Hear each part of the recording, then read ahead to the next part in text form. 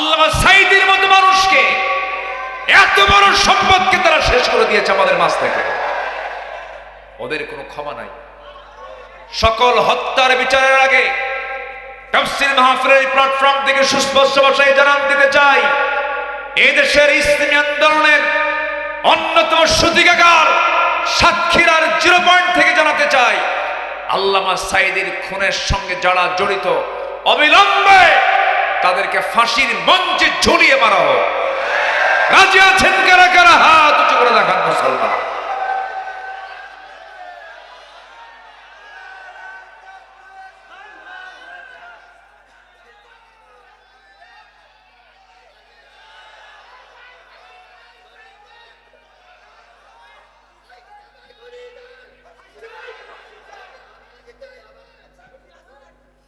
আল্লাহ কবুল করুন, জোরে বলি আমিন। হায়রে, নোয়াখালীর এক নেতা ছিল,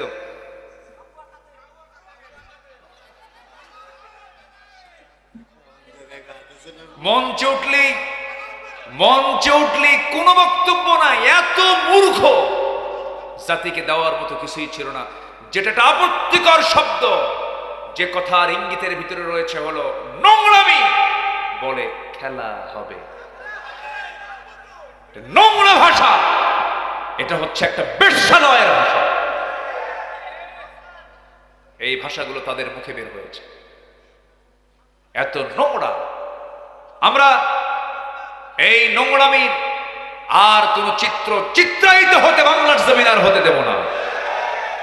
আল্লাহ কবুল করুন, আল্লাহ কবুল করুন, আল্লাহ কবুল করুন। ডক্টর মোহাম্মদ ইউনূস, যদিও তিনি ইসলামী কোনো ব্যক্তিত্ব না, তিনি একজন অর্থনীতিবিদ, ওয়ার্ল্ড ফেমাস একজন বিখ্যাত ব্যক্তি। ওনাকে গোটা পৃথিবী চেনে, জানে।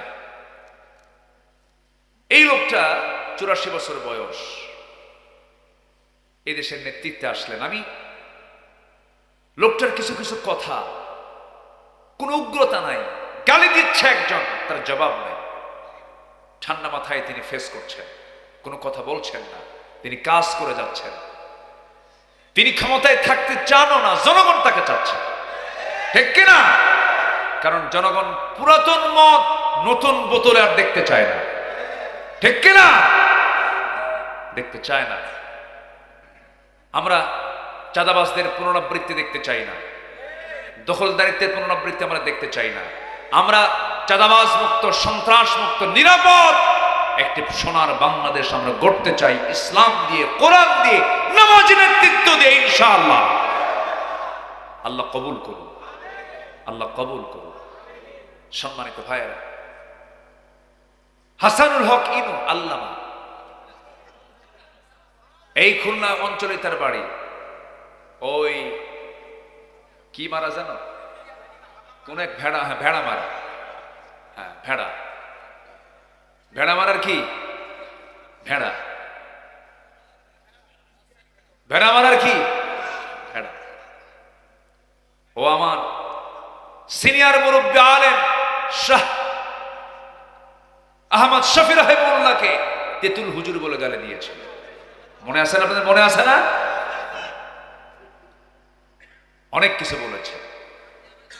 16 বছর তার মুখ থেকে শব্দ ছিল 3টা, একটা হলো জঙ্গি, মৌলবাদ, আগুন সন্ত্রাসী। এই ছিল তার বক্তব্য। ভেসকে কেটে কেটে এখন জেল খাট। দেখ, যুক, আল্লাহ কয় নাই, যুক মানে আস্বাদন কর, মজা নে, তৃপ্তি নে। কেমন লাগে এক একটা মুহূর্ত, এক একটা সময় জেলখানায় কেমন লেগেছে, একটু আস্বাদন করো। আল্লাহ তাআলা এই পরিবেশ তৈরি করে দিয়েছেন এটাকে বোঝার জন্য যে জুলুম করলে তার ফলাফল কি হতে পারে। সম্মানিত ভাইয়েরা, সম্মানিত বন্ধুগণ, আমরা কথা এবং কাজ 2 রকম করব না 1 রকম করব? এটা কিন্তু গুরুত্বপূর্ণ একটা বিষয়, আজকের মেসেজ। আল্লাহ পাক আগে এই কথাটাই বলছেন যে কথা কাজ আগে ঠিক করো, তাছাড়া যুদ্ধ করতে পারবা না, লড়াই করতে পারবা না, নামাজ কালাম কোনো কাজে আসবে না, লেনদেন ঠিক থাকবে না, কোনো কিছু ঠিক থাকবে না। কথার কাজ আগে এক করো, কথার কাজ আগে এক করো। এটা কি শুধু ব্যক্তিগত জীবনে না? সব জায়গায়, সব জায়গায় কথা কাজ এক থাকতে হবে, একই রেট থাকতে হবে। যা বলবো তাই করব, যা বলবো না তা করব।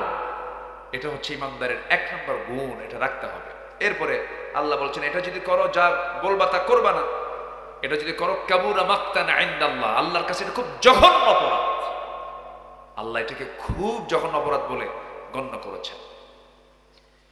এরপর আল্লাহ রাব্বুল আলামিন বলছেন, আমি একটা শ্রেণীকে খুব ভালোবাসি। এখানে একটা শ্রেণীর কথা এসেছে, আর গোটা কোরআনে আমি খুঁজে খুঁজে 8টা শ্রেণীকে বের করেছি।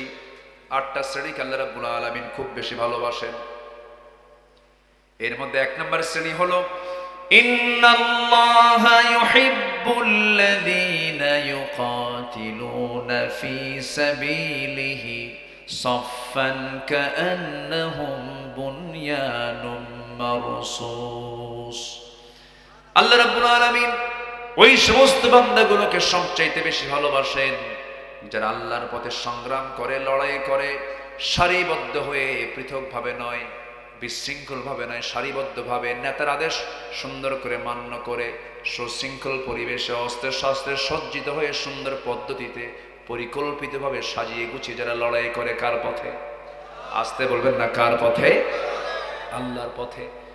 কান্নাহুম বুনিয়ানুম মারসুস, যেন তারা সীসা ঢালা প্রাচীরের মতো। সীসা এটাও একটা ধাতু, এরপরে লোহাও একটা পদার্থ।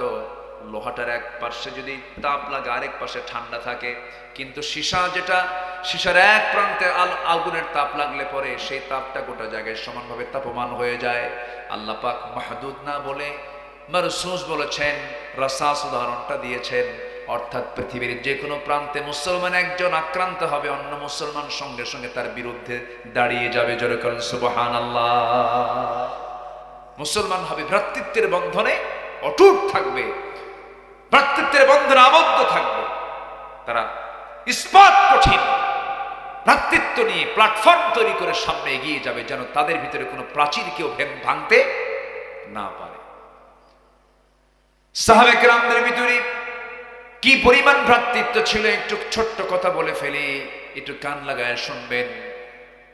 আমার নবীর ইন্তেকাল হলো, নবীজি দুনিয়া থেকে বিদায় নিলেন। প্রথম খলিফার বিদায় হয়ে গেল 2 বছর। দ্বিতীয় খলিফার চেয়ারে বসলেন সাইয়েদনা ওমর ফারুক রাদিয়াল্লাহু তাআলা আনহু। সেই সময়কালে কোন এক রাতের আধারে আমার নবীর জামাতা সাইয়েদনা আলী রাদিয়াল্লাহু তাআলা আনহু রাতের আধারে ঘুমিয়ে পড়েছেন বিছানায়। স্বপ্নের মধ্যে দেখেন বিশ্বনবী স্বয়ং আমার সেই প্রিয় সাহাবী সাইয়েদনা আলীর দরজার সামনে দাঁড়ায় গেছেন। দরজার সামনে দাঁড়ায় গিয়া স্বপ্নের মধ্যেই রাসূল সাইয়েদনা আলীকে সালাম দিয়ে বলছেন, আলী তোমাকে সালাম দিলাম, তোমার সঙ্গে দেখা করতে আসছি। আমার নবীজি তার পাশে বসে গেলেন। বসে যাওয়ার পরে বলছেন, আলী বহুদিন যাবত দেখা হয় না, আজকে তোমাকে দেখা করতে আসলাম। ব্যাগের ভিতর থেকে অনেকগুলো খেজুর ছিল, একটা খেজুর তুলে নিয়া নবীজি করলেন কি, বলছেন আলী মুখটা ফাঁকা করো। মুখটা ফাঁকা করলেন, একটা খেজুর 3টা আঙ্গুলে তাকে খাওয়ায়া দিলেন। তিনি খেজুরটা মুখের মধ্যে নিয়েছেন, অর্ধেকটুকু খেয়েছেন। ঘুম তার ভেঙে গেছে। ঘুম থেকে জায়গা পেয়ে দেখেন সাইয়েদনা আলীর জিহ্বার ভিতরে তাজা খেজুরের স্বাদ ফুটে উঠেছে। নবীকে যারা স্বপ্নে দেখেন, সত্য দ্বারা স্বপ্নে দেখেন, কারণ শয়তান সবার সূরত ধারণ করতে পারলেও আমার নবীর সূরত ধারণ করতে পারে না। স্বপ্ন তার ভেঙে গেল। ওযু বানালেন, নামাজে দাঁড়ালেন। নামাজে দাঁড়ায়া আল্লাহর শুকরিয়া আদায় করলেন। ফজরের আযান হয়ে গেল, মসজিদে চলে গেলেন। নির্দিষ্ট বেতনভুক্ত কোনো ইমাম ছিল না সেই সময়। তিনি ইমাম ছিলেন যিনি রাষ্ট্র পরিচালনা করেছেন। সাইয়েদনা ওমর ফারুক নামাজে দাঁড়ায় গেছেন। সাইয়েদনা আলী প্রথম কাতারে জায়গা পেলেন না, দ্বিতীয় কাতারে জায়গা পেলেন না, তৃতীয় কাতারে সাইয়েদনা আলীকে জায়গা পেলেন। নামাজ শেষ হলো। সাইয়েদনা ওমর ফারুক রাদিয়াল্লাহু তাআলা আনহু নামাজ শেষ করে তিনি দেরি করলেন না, তৎক্ষণাৎ দাঁড়ায় গেলেন। একজন মহিলার এক টোপলা খেজুর হাদিয়া ছিল, সেই হাদিয়ার খেজুরগুলো তিনি হাতের মধ্যে নিয়ে কাউকে দায়িত্ব না দিয়ে ওমর ফারুক স্বয়ং তিনি নিজেই করলেন কি, খেজুরগুলো বন্টন করা শুরু করলেন। প্রথম কাতার, দ্বিতীয় কাতার সবার হাতে হাতে 2টা 3টা 4টা করে খেজুর দিলেন। সাইয়েদনা আলীর সামনের লোকটাকেও তিনি একাধিক খেজুর দিলেন, আরো খেজুর ব্যাগের মধ্যে ছিল। সেই টোপলা থেকে সর্বশেষ সাইয়েদনা আলীর কাছে এসে অনেকগুলো খেজুর থেকে মাত্র একটা খেজুর 3টা আঙ্গুলে নিয়ে এবার বলছেন আলী মুখটা ফাঁকা করো। মুখটা ফাঁকা করলেন। মুখটা ফাঁকা করার সঙ্গে সঙ্গে একটা খেজুর তার মুখে উঠায় দিলেন, মুচকি হাসি মারলেন। সাইয়েদনা আলী বলছেন সবাইকে আপনি খেজুরগুলো হাতে হাতে দিলেন, 2-3টা করে দিলেন, আপনি আমার হাতে না দিয়ে মুখে একটা খেজুর তুলে দিলেন, কারণটা কি? সঙ্গে সঙ্গে ওমর ফারুক হাউমাউ করে কেঁদে উঠে বলছেন ভাই আলী, গত রাত্রে যদি নবীজি আমার তোমাকে খেজুর খাওয়াতে নিয়ে যদি একটার বেশি 2টা খেজুর খাওয়া দিতেন, আমি ওমর তোমাকে তাই খাওয়ায়া দিতাম। মানে হলো রাতের বেলা যে স্বপ্ন দেখেছেন আলী, যে স্বপ্নটা দেখেছেন সেই হুবহু স্বপ্নটাই দেখেছেন সাইয়েদনা ওমর ফারুক রাদিয়াল্লাহু তাআলা আনহু। যেরকম সুবহানাল্লাহ, কান্নাহুম বুনিয়ানুম মারসুস। আমাদের ভ্রাতৃত্ব যত মজবুত হবে, দিন কায়েমের পথ তত সুগম হবে, সহজ হয়ে যাবে। আমরা হিংসা দূর করব, জোরে বলি ইনশাআল্লাহ। আমরা সকল মতভেদ দূর করব, জোরে বলি ইনশাআল্লাহ। আপনারা দোয়া করেন বিগত সময়ের সকল সময়ের চাইতে বর্তমানে যে সিচুয়েশন, আলেমদের মাঝে যে একটা বিভাজন ছিল, এটাও ইহুদি খ্রিস্টানদের কি একটা ষড়যন্ত্র। এই বিভাজন, এই দূরত্ব আসছে। বলি আলহামদুলিল্লাহ, জোরে বলি আলহামদুলিল্লাহ। অনেকটাই কমে আসছে। দোয়া করেন। আমরা চেষ্টা করছি, আমরা অব্যাহত চেষ্টা চলছে সকল দূরত্বকে দূর করে আমরা আলেম সমাজ, আমার দেশের উলামা সমাজ যেন একটা ঐক্যের প্ল্যাটফর্ম তৈরি করতে পারে। আগামী নেতৃত্বে যেন ইসলামী নেতৃত্ব আসতে পারে। এর জন্য সর্বপ্রথম যে কাজটা সেটা হচ্ছে সকল সংকীর্ণতা দূর করে উদার চিত্ততা নিয়ে আমাদের এগিয়ে আসতে হবে। আল্লাহ কবুল করুন, জোরে বলি আমিন। কে বেতের নামাজ পড়লো 3 রাকাত 1 রাকাত দেখার বিষয় নাই। আমিন আসতে বললো, জোরে বললো কে, এটা দেখার বিষয় নাই। সাতক্ষীরার কলারোয়ার কিছু অংশে মানুষ তারা আমিন জোরে বলে, কি ঠিক কিনা? ব্রজবক্সা, কলারোয়া, ভাবতেছেন হুজুর চেনে না? তো ওই এলাকায় কিছু আহলে হাদিস আছে, তারা নামাজ পড়ছে, আপনি সেখানে গিয়ে ফতুয়া দেওয়ার দরকার নেই। আবার যারা হাতটা নাভিতে বাঁধতেছে তাদেরকেও কিছু বলার দরকার নেই। এদেশের একটা বিশাল অংশ আছে আহলে হাদিসের, রাজশাহী, চাপাই সহ গোটা দেশের বিভিন্ন জায়গায় আহলে হাদিসের ভাইরা নামাজ পড়ছেন, কোনো ফতুয়া দেওয়ার দরকার নাই। আমিন কেউ আসতে বলুক, জোরে বলুক, কিছু বলার দরকার নাই। মোনাজাত কেউ করুক না করুক, বলার দরকার নাই। এরপরে রসুল নূর মাটি, এগুলো নিয়ে গন্ডগোল করার দরকার নাই। এগুলো দেখার সময় এখন আমাদের নাই। আমাদেরকে যারা বিজাতীয়, যারা ভিন্ন জাতি, যারা ইহুদি খ্রিস্টান, কিন্তু আমাদেরকে আহলে হাদিস, ফুরফুরার দরবার, শর্ষিনার দরবার, শিয়া সুন্নি, গরম সুন্নি, ঠান্ডা সুন্নি, আহলে হাদিস এগুলো হিসাবে চেনে না, আমাদেরকে চেনে তারা মুসলমান হিসাবে। অর্থাৎ আমাদের পরিচয় কোন দরবার নয়, আমাদের পরিচয় হলো আমরা মুসলমান। আমরা কি বলেন? মুসলমান। আমরা এক থাকবো, জোরে বলি ইনশাআল্লাহ। কান্নাহুম বুনিয়ানুম মারসুস। আমরা সীসা ঢালা প্রাচীরের মতো আমরা একতাবদ্ধ থাকবো। আল্লাহ তাদেরকে ইন্নাল্লাহা ইউহিব্বু, আল্লাহ পাক তাদেরকে খুব ভালোবাসেন, যেরকম সুবহানাল্লাহ। নাম্বার 2 হলো আল্লাহ রাব্বুল আলামিন কোন শ্রেণীকে ভালোবাসেন, কোন শ্রেণীকে ভালোবাসেন না, ওই বিষয়ে আজকে আমার কথা হবে না, কারণ ওই সময়টা আজকে আমার নাই। আল্লাহ তাআলা ভালোবাসেন 8 শ্রেণীকে, এর মধ্যে একটা শ্রেণী হয়ে গেল আল্লাহ রাব্বুল আলামিন সেই শ্রেণীকে ভালোবাসেন। সুন্দর করে আমরা জানতে পেরেছি আল্লাহর পথে যারা সংগ্রাম করবে আল্লাহ তাদেরকে ভালোবাসেন। নাম্বার 2 হলো যারা মুতাওয়াক্কিল, যারা তাওয়াক্কুল করবে কাকে? আসতে বলবেন না, কাকে?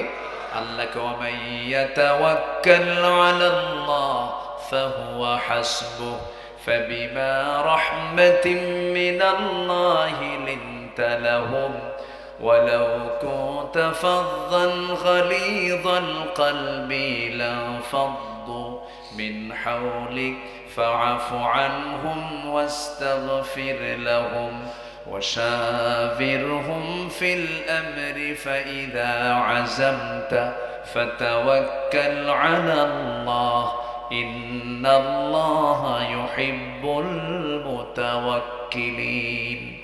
الله رب العالمين ওই সমস্ত বান্দাদেরকে ভালোবাসেন যারা আল্লাহর প্রতি ভরসা রাখে। আমাদের ভরসাকে আসতে বলবেন না, কে? আমাকে পৃথিবীর কেউ রক্ষা করবেন, আল্লাহ রক্ষা করবেন। আমাদেরকে কেউ বাঁচাবেন না, আমাকে কে বাঁচাবেন? আমাকে কেউ খাওয়াবেন না, আমাকে কে খাওয়াবেন? অতএব কোনো কিছুর হুমকি দেখে আমরা ভয় পাবো না, আমরা একমাত্র ভয় পাবো কাকে দেখে? আল্লাহকে দেখে। কি পরিমাণ রাজত্ব জোরপূর্বক চাপিয়ে দেওয়া হয়েছিল, যেখানে যেদিকে দৌড়াই, যেদিকে চোখ যায়, যে মোড়ে, বিভিন্ন মোড়ে মোড়ে তাকালে পরে একটা করে স্ট্যাচু দেখি, মূর্তি দেখি। কি ঠিক কিনা বলেন? হাজার হাজার কোটি টাকা খরচ করে মূর্তিগুলো বানানো হলো।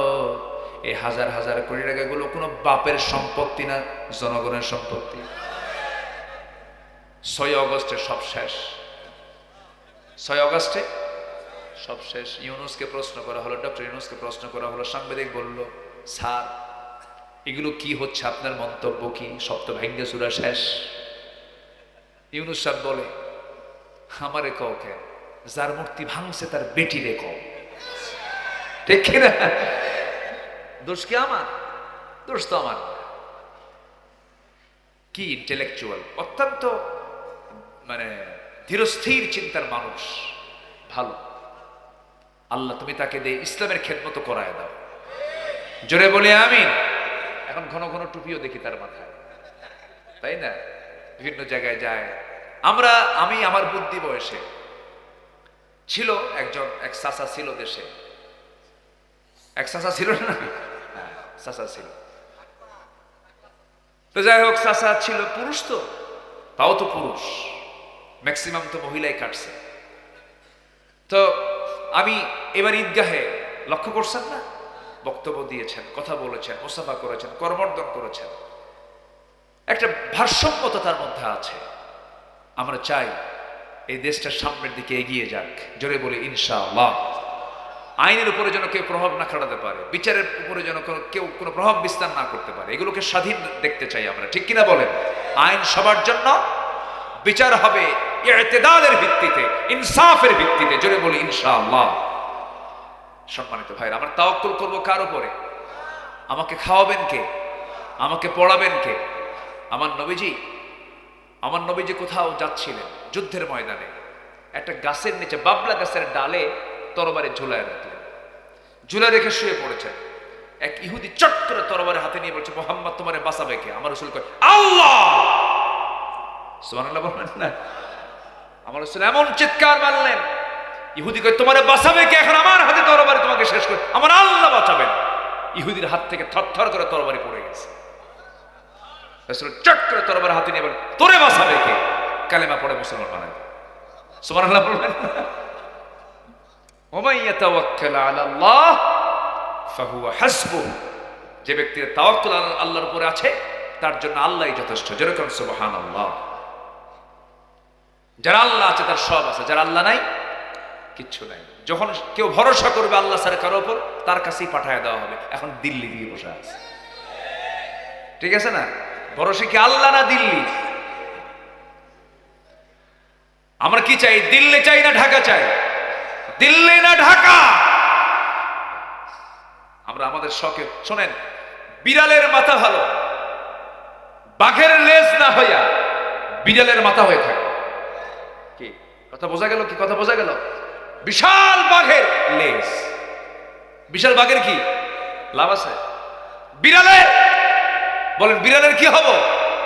তাও ভালো, মাথা আছে, লেজ হয়ে লাভ। আল্লাহ কবুল করো। নিজের পায়ে দাঁড়াবো আমরা। জোরে বলি ইনশাআল্লাহ। আমার দেশে কি নাই? নদী, নালা, খাল, বিল সব কিছু আছে। প্রত্যেকটা জনপদে আল্লাহ পাক সেই পরিমাণ খাদ্য রসদ রেখে দিয়েছেন যা ওই জনপদের লোকের জন্য প্রয়োজন, সব দিয়ে দিয়েছেন। যেরকম সুবহানাল্লাহ, কোনো সমস্যা নাই। একটা গাছ নাই কাতারে, একটা গাছ। কাতারে গেছিলাম, কোনো গাছই নাই, কোনো গাছ নাই। একটা গাছ, হঠাৎ করে দেখি একটা বিশাল বড় একটা গ্রিন সিটি, একটা গ্রিন অঞ্চল, গ্রিন জোন। এত গাছ এখানে কেমনে হলো? কেমনে এরকম সবুজায়ন হলো? বলতেছে, হুজুর বুঝবেন না, তলের দিকে তাকায় দেখেন স্যালাইন লাগানো আছে। স্যালাইন মানে প্রত্যেকটা গাছের গোড়ায় একটা করে ট্যাপ লাগানো আছে, কল, পানি দিয়ে দেয় সকাল বিকাল। আবার হেলিকপ্টার দিয়ে উপর থেকে, যান যেন না যায়, উপর থেকে হেলিকপ্টার দিয়ে তারা ঝর্ণার মতো পানি দিয়ে দিয়ে এই গাছগুলো বাঁচায় রাখে। আর আমার দেশের সবুজ গাছ, গাছ তো গাছে তো পানি দেওয়াই লাগে না, বাচ্চা পেয়ারা খাইছে, সেই পেয়ারা পেটে তুলছে, ওখান থেকে বিচি পিছন দিয়ে বের হয়েছে, সেই বিচি পায়খানা করে ধুয়ে আসছে, পরে ওই জায়গা থেকে গাছ হয়েছে। কি আমি কি বলবো না? মরিচ খাইছে, মরিচ ছাড়ছে, মরিচ গাছ হয়ে গেছে। আমার দেশের মাটি সোনার চেয়েও খাঁটি, জোরে করে আল্লাহু আকবার। আমার দেশের মাটিতে সব হয়, আলহামদুলিল্লাহ বলেন। আমরা শুধু মানুষগুলো ভালো হব, আমরা আমানতদার হব, কথা কাজ কি রাখবো? এক রাখবো, জোরে বলি ইনশাআল্লাহ। আমার ভাইয়েরা, নাম্বার 4 হলো ইহসানকারী হব আমরা। আল্লাহ ইহসানকারীকে খুব ভালোবাসেন। ওয়া হাসিনু ইন্নাল্লাহা ইউহিব্বুল মুহসিনিন। নাম্বার 5 হলো আল্লাহ রাব্বুল আলামিন সেই সমস্ত বান্দাকে ভালোবাসেন যারা ন্যায়পরায়ণ হবে, ন্যায় বিচার করবে। আল্লাহ 7 শ্রেণীকে আরো শাসিমের ছাই জায়গা দিবেন। এর মধ্যে একটা শ্রেণী হলো ওই সমস্ত বিচারকদেরকে ইমামুন আদিলুন, যারা সঠিক বিচার করতে পেরেছে। আল্লাহ রাব্বুল আলামিন সুন্দর করে বলছেন ইন্নাল্লাহা ইউহিব্বুল মুকসিতিন। নাম্বার 5 ও নাম্বার 6 হলো আল্লাহ রাব্বুল আলামিন ওই সমস্ত বান্দাগুলোকে ভালোবাসেন যারা কাউকে না ভয় করে আল্লাহকে ভয় করবে। আল্লাহ রাব্বুল আলামিন বলেন ফাস্তাকিমু লাহুম ইন্নাল্লাহা ইউহিব্বুল মুত্তাকিন। নাম্বার 7 হলো যারা সবরকারী, যারা ধৈর্যশীল, তাদেরকে আল্লাহ রাব্বুল আলামিন ভালোবাসেন। ওয়ামাস্তাকানু ওয়াল্লাহু ইউহিব্বুস সাবিরিন। জোরে বলুন আল্লাহু আকবার। এই যে 7 চলে গেল, নাম্বার 8 এবং নাম্বার 9 দুটোকে একসঙ্গে করলে পরে 8 হয়ে যায়। যারা তওবাকারী, যারা পবিত্রতা অর্জনকারী, আল্লাহ রাব্বুল আলামিন তাদেরকে খুব ভালোবাসেন। তওবা আছে যার, ক্ষমা আছে তার, পবিত্রতা আছে যার, ইবাদত কবুল হবে তার। তওবা পবিত্রতা অর্জনকারী মানে হলো আল্লাহ রাব্বুল আলামিন। আল্লাহ রাব্বুল আলামিন এই আয়াতটা নাযিল করেছেন। এই আয়াতের আগের কথা মেয়েদেরকে নিয়ে আল্লাহ রাব্বুল আলামিন বলেছেন মেয়েদের একটা রোগ হয়, মেয়েদের যৌবন বয়সে মাসে 3 থেকে 10 দিন পর্যন্ত নামাজ আসে না, নামাজ নাই, আছে না নাই? নামাজ নাই আমাদের, আজ থেকে আমাদের। তাহলে আমরা কি পিছে আছি না এগিয়ে আছি? আর মেয়েরা আস্তে কর, হ্যাঁ? তাহলে পুরুষ মানুষ পিছে থাকার জাত না এগিয়ে থাকার জাত? সবের দিক থেকে মেয়েরা কি এগিয়ে না পিছিয়ে? আর ছেলেরা এগিয়ে। ওরা মাসে 10 দিন মিস, আমাদের কোনো মিস নাই। পুরুষদের বুদ্ধি হলো, পুরুষের ব্রেন সেল হলো 49টা, মেয়েদের ব্রেন সেল হলো 39টা। বুদ্ধি পুরুষের কম না বেশি? এই 10 বছর 16 বছর চালাইছে, বেশি বুদ্ধি না কম বুদ্ধি?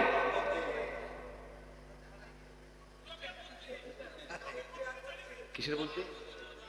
ও আচ্ছা আচ্ছা আচ্ছা, হ্যাঁ ঠিক আছে, না না ঠিক আছে, সবাই সচেতন আমরা। আমি মাদেরকে ছোট চোখে দেখছি না, মাদের বুদ্ধি আছে, কিন্তু বুদ্ধির জায়গায় বুদ্ধি খাটান। বাচ্চা কাচ্চা আছে, ওদেরকে খেদমত করেন, লালন পালন করেন। মেয়েরা যা পারে আমরা কি তা পারি? আচ্ছা, পুরুষ মানুষ বেশি কথা বলে না মেয়ে মানুষ বেশি কথা বলে? বলেন বলেন। পুরুষ যদি বলে সারাদিন 2000, ওরা বলে 5000। এত দোষ ধরে কেন? এই দেখেন তো, হুজুর স্বামীর সাথে খেলে কথা পায় না, এত দোষ ধরেন কেন? বউ ভালো তো, আপনার বউকে ভয় করেন না? একজন তো অবশ্যই, উনি একমাত্র খাঁটি সংসারী, অবশ্যই বলছে, উপায় নাই তো। বউয়ের সঙ্গে আপোষ না করলে কি সংসার হবে?